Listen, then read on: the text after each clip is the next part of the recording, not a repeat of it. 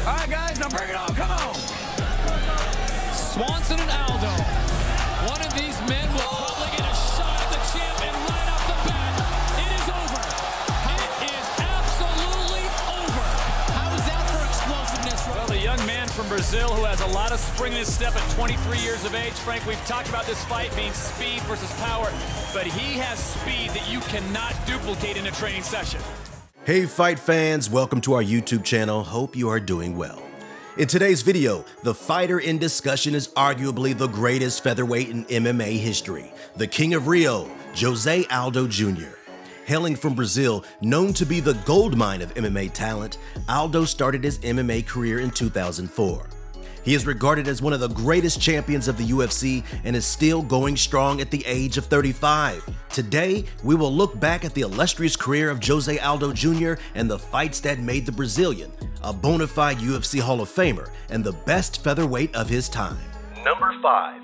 Footsteps into MMA and brilliant WEC career. Aldo took his first steps into MMA by moving to Rio de Janeiro. Então, desde criança eu tinha esse sonho de conhecer o mar e quando eu cheguei, eu lembro que a gente foi direto logo e eu provei a água, salgada, isso tudo. Então, para mim foi, acho que é o primeiro momento assim de que eu me senti no Rio de Janeiro. Like every kid from Brazil who grew up in the favela, it was a dream to move and chase their ambitions in the big city of Rio. Bastante, né? Era meu sonho ser jogador de futebol, então quando criança eu só fazia isso, né? Só tinha isso na cabeça, tinha esse sonho.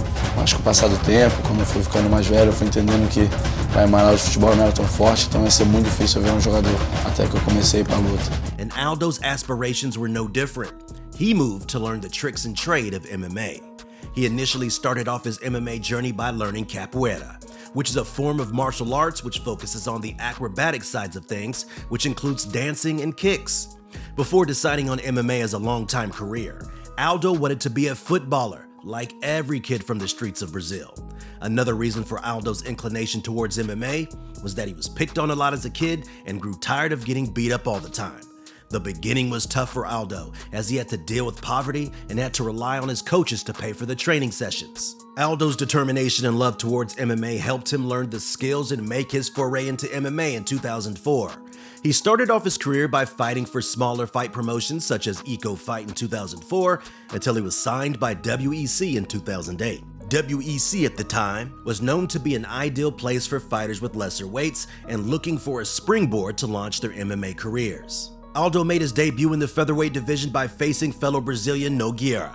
Aldo made an instant impact on his debut by finishing Nogueira in the second round via TKO. That win set him up perfectly in the WEC as he went on an 8-fight win streak before entering the UFC. One of his more notable fights in the WEC was against Cub Swanson. It was a high-level fighter that Aldo was dealing with, unlike the caliber of opponents in his previous fights. But Aldo seemed to be in a hurry, as the Brazilian made a marauding start to the fight by landing a flying knee to the face of Swanson, who ill-fatedly went for the legs of the Brazilian. That knee left Swanson on the floor and with a huge cut, thus resulting in a first-round KO victory in just 8 seconds of the fight. Aldo made a statement with that victory and outlined his desire to fight for the title. He would then face the featherweight champion at the time, Mike Brown, for the title in the next match. Having proven himself as a bona fide contender with his win over Swanson, Aldo was fancying his chance to become the champion. The fight started as a proper grappling match, with both fighters trying to establish their dominance over each other. In the second round, Aldo broke the deadlock by wearing down Brown with some kicks to the body and then taking him down. He ultimately got the back of Brown and started putting some ground and pound on the champion until the referee intervened to stop the fight in the second round. That second round TKO victory over Brown resulted in the first silverware of Jose Aldo's career as he became the WEC Featherweight Champion. After becoming the champion, Aldo's personality never changed as he still had the same determination in him when he first started his MMA career. Part of becoming the champion is the respect and the credibility increases when you defend the title. The WEC would square Aldo against the poster boy of the promotion and former featherweight champ Uriah Faber in his first title defense. Aldo, being the less famous out of the two, used his underdog status to his advantage.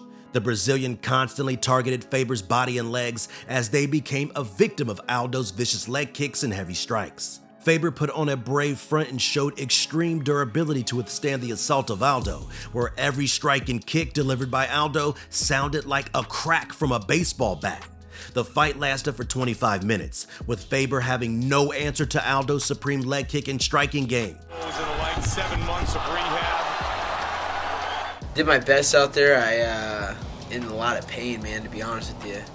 You know, from the second round, end of the second round, throughout the fight, it was pretty painful in my leg. So this leg kicks are deceiving, man. It feels like I was getting hit with a bat. That's the first time I've really been punished with those. Aldo would retain his title via unanimous decision, thus proving his class against elite opposition. Number 4, move to the UFC.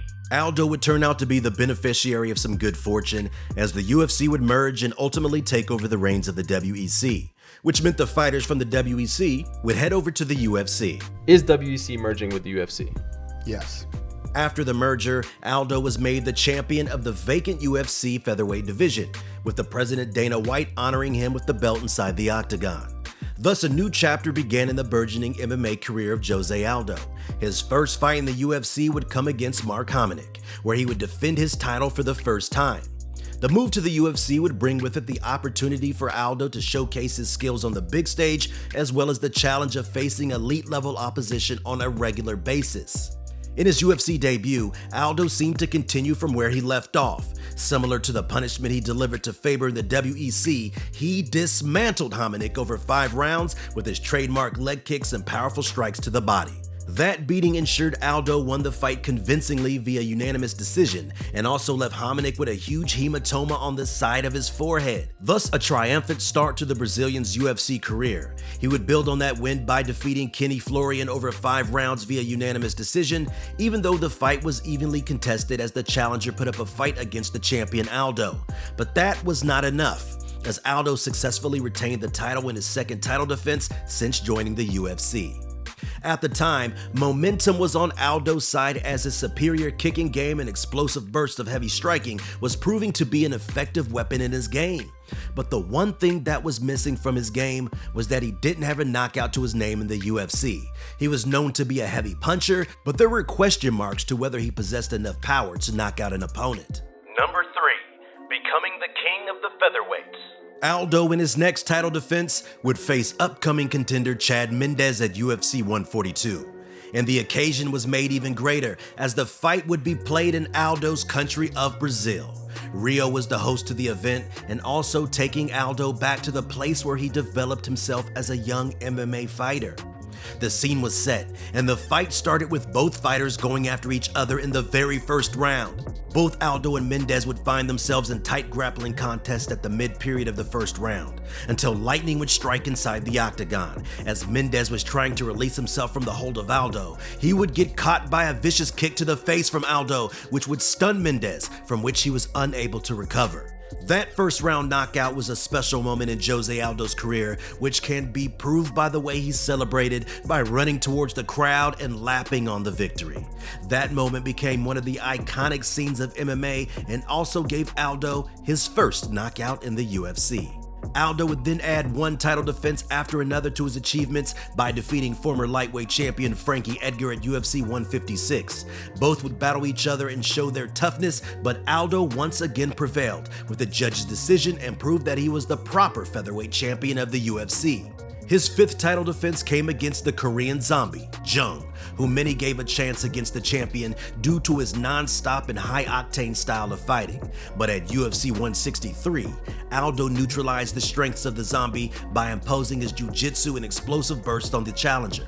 In the third round, Jung gave a good account of himself by landing some good combinations on Aldo, but he ultimately succumbed to a pop to the shoulder as he was attempting another combination on the champion. Aldo capitalized on that injury and finished Jung with some heavy strikes in the fourth round by TKO. Many would say Aldo was provided with a helping hand through Jung's injury, but at that point in the fight, he was well ahead in the scorecards. Aldo would then defend his title for the sixth time against Ricardo Lamas by defeating him, again via unanimous decision. At this point, Aldo had cleaned up the division and was looking for a real challenge from the UFC. The UFC then decided to square him up against former title challenger Chad Mendes at UFC 179. Aldo had the bragging rights going into the fight with his first round knockout of Mendes in their first meeting. But this time around, things would turn out to be much different, as Mendes was a completely changed fighter from the first fight. He rocked Aldo with some uppercuts in the first 2 rounds and was also strong in the clinch. The champion Aldo too had his moments when he floored Mendes with his kicks and punches. Both fighters showed incredible resilience and skill to deliver one of the most epic title fights in UFC history. The fight went the distance, with both fighters fancying their chances to end up on the winning side. Ultimately, the King of Rio was determined as the winner via decision, due to him managing the fight better and having the better moments overall. That win also made Aldo the greatest featherweight in the UFC with a record 7 title defenses to his name. Now, time for a fun fact. Fun fact. Jose Aldo has a noticeable scar at the side of his jaw. The reason for the scar happened when he was just a baby. Aldo's older sister, Joseline, picked up the crib and threw it at their other sister. Aldo was in the crib and ended up falling onto a lit barbecue, to which he developed that scar. He takes a lot of pride in that scar. Então eu vim de Manaus, Amazonas. Isso aqui era bebê, meu pai tava vendo o jogo do Brasil, ele tava fazendo um churrasco, e me botaram no lado da caixinha, eu fui e virei em cima da churrasqueira, esse Manaus. Scarface. Cicatriz, né? Então não tem nem como. Now back to the video. Number 2, the power shift and bouncing back. After his victory over Chad Mendes, Aldo would then face one of his toughest fights to date against Conor McGregor at UFC 194. The fight was billed as one of the best title fights and events in the UFC history. Aldo at that time had an invincible aura to him, as he was unbeaten for over 18 fights in 10 years. The build-up to that fight was great, and fans had high expectations with the fight itself. The fight started and was soon over in a matter of 13 seconds, as Aldo charged at McGregor, only to be caught with a counterpunch from the Irishman, which completely knocked out the champion. He followed up with some hammer blows on Aldo, which left Aldo unconscious and ultimately rooted to the ground. That loss signaled the end of Aldo's reign as a featherweight champion, and the champion would go on to a long, well-deserved break from fighting. Aldo's long reign as champion and being undefeated ensured that he already created a lasting legacy by the age of 30. But the King of Rio was hungry for more, as he wanted to become the champion of the division once again. His past achievements would mean he would get a direct title shot on his return for the vacant title against Frankie Edgar. Both would meet again for the second time, with Aldo emerging victorious in the first match. In the second match, Aldo would defeat Edgar again on points via decision to become the featherweight champion for the 3rd time in his career. Many fans geared themselves up for a second reign of featherweight dominance from the King of Rio. He would then face another upcoming title challenger in Max Holloway, who was the hotshot of the featherweight division at the time with a run of 10 consecutive victories. This would be a champion versus champion fight, with Holloway the interim champion. Aldo started off on the front foot and showed his eagerness to trade with Holloway by landing a few jabs and uppercuts to the face of the challenger. Aldo continued his momentum in the second round and was in control of the fight going into the third. Holloway, known for his tremendous cardio, always had a chance if the fight went into the latter rounds. He showed grit to stay in the fight and pressured Aldo with his high volume of strikes. That pressure paid off as Aldo was knocked down with a clean combination of punches, as Holloway capitalized on it by putting himself in a mount position and gaining top control over Aldo. He then landed a flurry of heavy blows to the flailing Aldo as the champion tried his best to get up from that position, but Holloway continued to pour on the blows on Aldo until the referee had seen enough to stop the fight. Thus, Holloway became the featherweight champion of the UFC by defeating Aldo via TKO in the 3rd round. After defeat, fans were of the opinion that Aldo's best days were behind him, as he lacked the confidence and the ability which made him a great at featherweight. But Aldo had always been known for his determination, and he asked for a rematch against Holloway. He got his wish, and the main event was set for UFC 218. But the result and the tone of the fight was the same as the previous fight, as Aldo couldn't deal with Holloway's high output of strikes and superior cardio. He finished Aldo again via TKO in the 3rd round to reclaim the belt. That defeat felt like Aldo's days of being a champion were over, and many believed that he had lost his mojo. He managed to get some of it back by wins over Jeremy Stevens and Renato Moicano, but he couldn't continue that momentum as he suffered losses to Alexander Volkanovski and Marlon Moraes at Bantamweight. The move to Bantamweight was made so that Aldo could challenge the Bantamweight division and possibly the title. He got his chance at UFC 251 at Fight Island, where he squared off against Petr Yan for the vacant Bantamweight title after Henry C's retirement. Aldo once again came up short as he was easily defeated by the Russian in the 5th round of the fight via some heavy ground and pound. Even though Aldo might not be the fighter that he once was, he is still a top 5 fighter in the Bantamweight, and the King of Rio looked ever impressive in his latest fight against Pedro Munoz as he defeated him via decision by putting up a vintage performance at UFC 265. Number 1. Won't sell out by fighting YouTubers in boxing. Like every other MMA fighter at the end of their careers, Aldo also set his sights on pursuing a career in boxing at some point. He was very close to leaving the UFC for boxing in 2018 when he only had one fight left in his UFC contract prior to his fight with Alexander Volkanovski. But he had a particular distaste towards the current trend of YouTubers boxing each other or other boxers who were over the hill. In an interview with MMA Fighting, Jose Aldo said, "I respect everyone for doing this fights, especially when you're in the end. I think it's worth making as much money as possible because, in general, they didn't manage well their careers. So they are going down that path, and thank God this door has opened for them and they are making good money." But Aldo? No. To me, that doesn't make any sense and doesn't get inside my head. I have always fought for a legacy. I've always fought to make history and have my story told, and have people say in 10, 20, 30 years from now, Aldo was the greatest featherweight champion and went down to bantamweight and became champion as well. No money can buy that. To me, my legacy is worth more than money. Aldo then emphatically concluded, "I want to see my story in the world's biggest organization, not in these circuses." Very few would argue with that statement, as Aldo has built a great legacy in MMA by being the best featherweight of his time, and the King of Rio is not going anywhere as he still has a lot to offer as a mixed martial artist.